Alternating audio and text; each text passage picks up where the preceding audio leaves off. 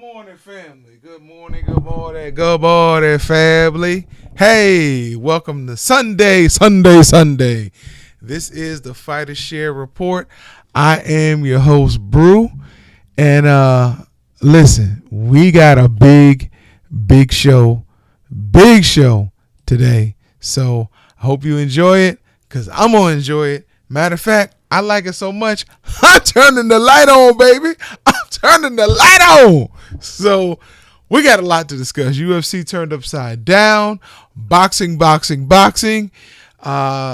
In Florida, what are you doing? What do you mean? We'll get into it right after this.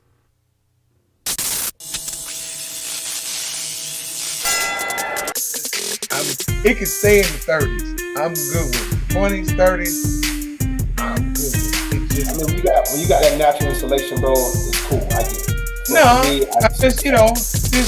Real men come from the north, so we can deal with. Oh, there we go. Okay, there we go. That sums it all up. Let's we can deal with the cold.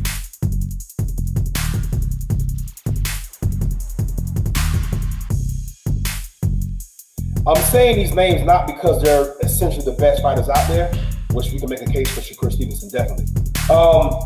They just look that much better than whoever they fight.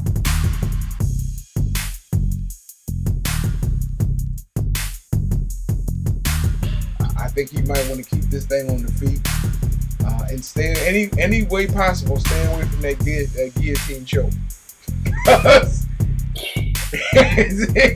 He was squeezing Buddy's face in the last fight and put him out. Come on, dog. Let's fight. Welcome to the Fighter Share Report. Hey, welcome to the Fighter Share Report. Look, we're going to jump right into it. It's Sunday. We got some stuff for you. We're going to talk about some good stuff. Starting out with boxing, baby. Boxing recap. There was a lot of boxing this weekend. It started on Thursday. You may have missed it.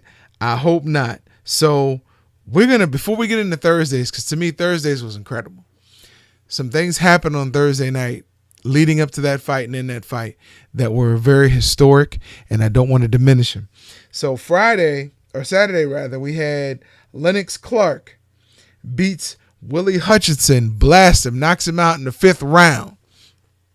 We didn't really touch on that fight too much, but it was a fight that has ramifications going forward, as well as we talked about your man, Dillian White. My partner came on here talking about we're going to learn a lot about Dillian White, hopefully, and, what do you think the difference in this fight with Povetkin's going to be? Because, Povetkin knocked him out the first time. Good morning, Pops. Yes, I love the cold weather. Send some down here. Please, quickly, send some down here. Dillian White ended up getting a rematch and knocked out Povetkin. So shout out to Dillian White, put him back on track for what he hopes will be a title run or run to a title. Listen, let's get into this Amanda Serrano fight, because you know what? She and Daniela Bermudez, you got to understand, coming into this fight should have been on NBC, not NBC Sports Network. Should have been on NBC, because you have Daniela Bermudez coming in, and she had not lost a fight in 7 years. 7 years. And if you think that's amazing, Amanda Serrano had not lost a fight in 9 years. 9 years. Matter of fact, she spanned 7 different weight divisions, capturing titles. Look, this is amazing. It's amazing. But these accomplishments, SportsCenter didn't even deal with these accomplishments. And that's what I'm saying. We have to stop diminishing what the women are doing. This was a great fight. Punches and bunches, skill on display. You can tell who the brawler was, who the sharpshooter was. It was clear. It was a good fight from beginning to the 9th round where it ended with Amanda Serrano placing a nice body shot and knocking out Daniela Bermudez to continue her winning streak. Now, I know Clarissa Shields calls herself the GOAT. I get it. But 9 years. Like, the last time she was beaten was around the last time you were beaten in the amateurs. 9 years. And she's done it as a pro. I don't think you can really call yourself the GOAT when this one's sitting out here. Now, I'm not diminishing anything that you're doing, but this woman also has been fighting MMA when she can't get fights, as you're trying to transition into. So she has to be a GOAT because of what she's been doing. I said, a GOAT. This is pretty amazing. I don't ever really think you'll see Clarissa and Amanda fight because of the weight difference. But then Eddie Hearn's trying to get her to fight Katie Taylor, who's, if we're not mistaken, 147. And Amanda fought this last fight at 126. But unfortunately, the women, because they don't get paid well for what they do, they have to move up and take fights like this. This has to change. Shout out to Amanda Serrano and Daniela Bermudez for this fight down in San Juan, Puerto Rico on Ring City. It should not have been on MSNBC, or it should not have been on NBC Sports. It should have been on NBC. Let's get this right. These women deserved, with their records, to be in prime time, baby. Okay. Listen. I stayed up, and I'm so glad I stayed up, because the UFC has been turned upside down. Now, we'll go with the results from the earlier fights, and then we'll get into the one that I really want to talk about, and the ramifications. Look, I saw Jamie Mulkey defeat Kama Worthy. Bro, that was a punch. It put him literally, if you can go back and look at the clip, it put Kama Worthy on roller skates. His feet went out from under him, not forward, but backwards. Literally looked like he was trying to skate and fell on his face. It was insane, bro. That left hook was insane. And it wasn't a tight left hook. It was an extended left hook, but it was the placement of it. Oh, my goodness. Sean O'Malley, back on the winning streak, defeated Thomas Almeida round 3. Knockout punch, 352. Looked like he was out before that, but he was able to, the ref didn't stop it, and Sean waited. So he regained himself, but then Sean finished him off. It was a good fight. O'Malley's back on winning streak. And then you had a good one, Miranda Maverick versus Jillian Robertson. Look, that fight was insane. Miranda Maverick, her shoulders and legs, she looked like I must say a tiny tank, man. And she's a graduate student working on her PhD and a student teacher. She does that while she's training. Either way, she can fight. And it was amazing to see her fight. It was amazing. Her ground game is getting better, and nobody really wants to stand and trade with her. And she was able to escape a few holds that I think most people thought she was going to be put out in. Congratulations to Miranda Maverick. Vincente Luke, Tyron Woodley. Tyron Woodley looked good. He came out aggressive, which he hadn't done in the previous 3 fights against Kamaru Usman, Gilbert Burns, and Kobe Covington. He came out aggressive, landed a bomb, and shook Luke. But Luke was able to steady himself and land a bomb to shake Woodley. And he ended up knocking Woodley down, and he dropped right into a Darce choke and locked that thing in tight. And after he locked that thing in tight. And before you knew it, Tyron Woodley had to tap. But Woodley looked good before the tap. So do I think Woodley is done? No, he just got caught. But he looked like a version of Tyron Woodley we were looking for. I know my partner, when he's here, likes to diminish these facts, but he looked like a Tyron Woodley that we used to see. He just got caught, and it happens.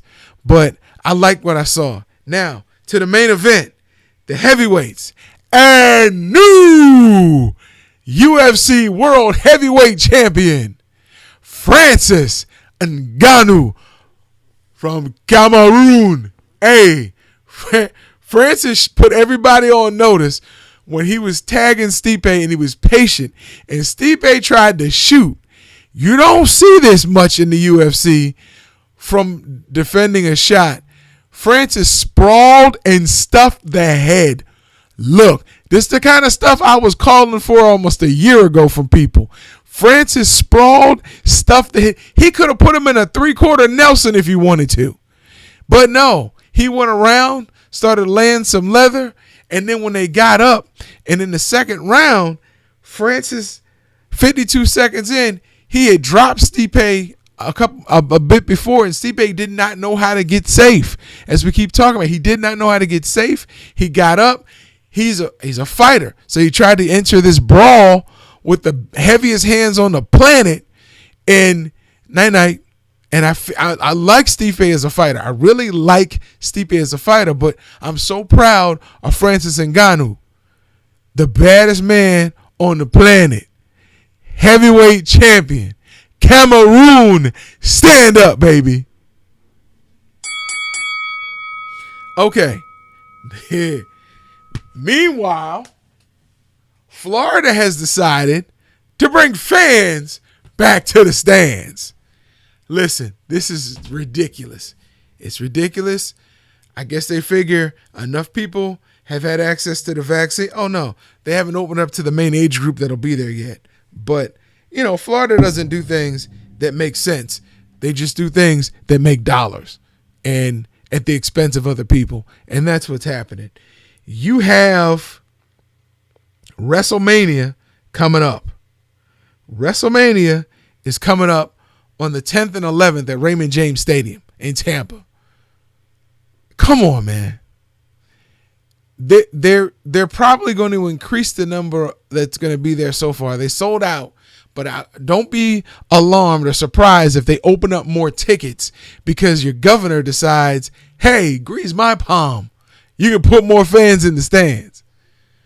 You should see what he's doing to the education system down here. It's appalling. And the superintendent, it's appalling. He's horrible. He's horrible. So now you got fans back at WrestleMania on the 10th and 11th, 2 nights, so they can get as many people in there as possible. They'll probably open up more tickets. And then the UFC says, hey, anything you can do, I can do better. I can do anything better than you. So on the 17th, the UFC is coming back to Jacksonville, and they're going to have fans in the stands, 15,000 people running around spreading COVID. Great. No, I'm not trying to get a press credential, not trying to be there. It's horrible that they're doing it. But they're letting them do it. And right now, the 2 fights that they have listed are Robert Whittaker versus Kevin Gastelum, and Hannah Goldie versus Jessica Panay. Going to be on that card. They'll release more. I think it's horrible. It's horrible. It's horrible. But it doesn't matter, really, what common sense says. All that matters is that Dana White can get paid and Ron DeSantis can get paid on the side.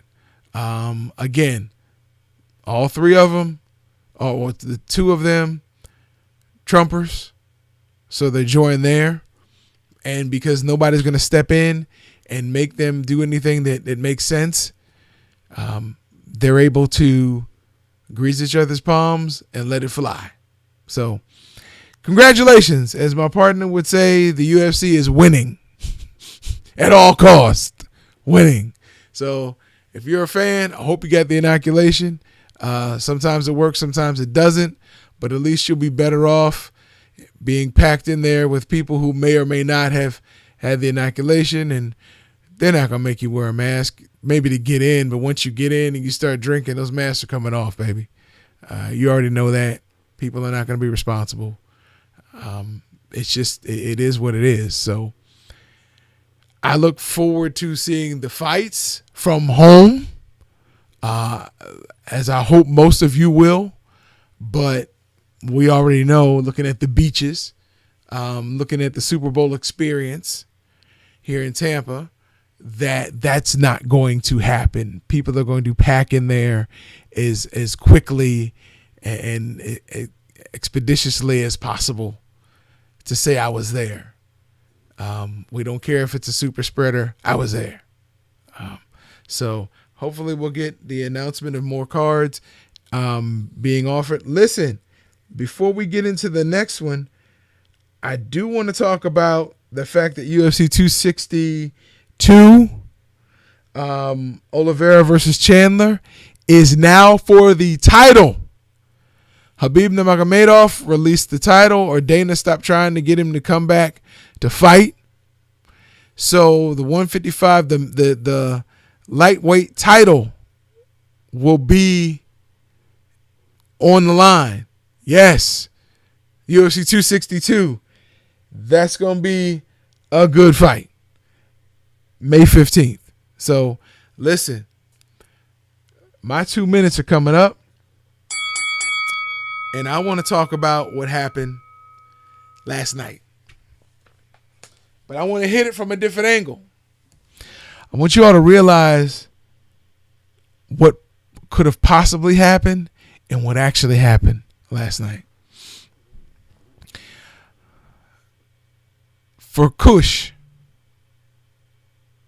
Akabulan, the continent of Africa, you all have descended upon the UFC like they never imagined. 170-pound class, Nigerian-born Kamaru Usman, champion.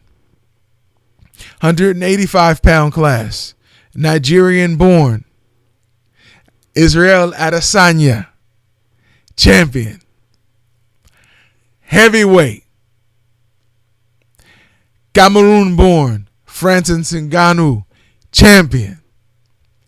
Listen, if Izzy had a beaten, which I think he should have, Jan Blachowicz, you would have had the top 4 weight classes dominated by African-born champions. This is something I'm not going to let slide because it's amazing. And if you want to go any further, now you've got Aljamain Sterling, African-American, champion. But 3 out of the top 4 weight classes dominated by people born on the motherland.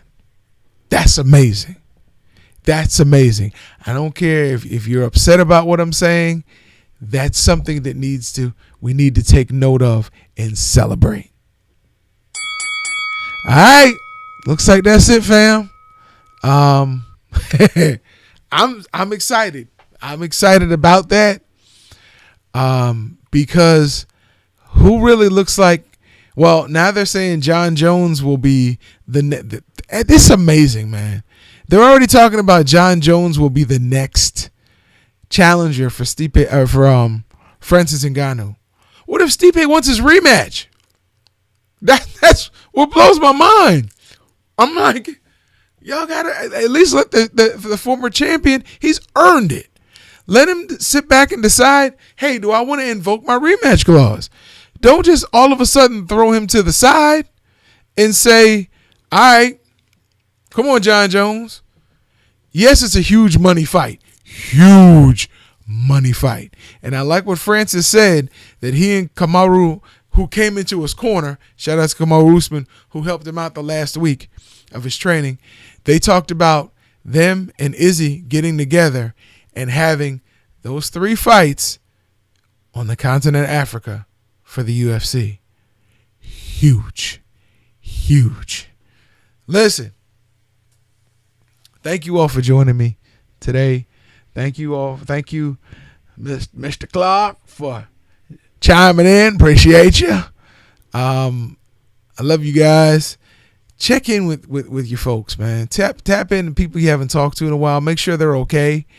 Pandemic is still going on, even though the UFC and WWE said it's over. People are still depressed. People are still feeling alone and isolated. Tap in. Make sure they're okay. We would want that to happen for you and ourselves. Love you guys. We'll see you tomorrow on the Beatdown at 11 a.m.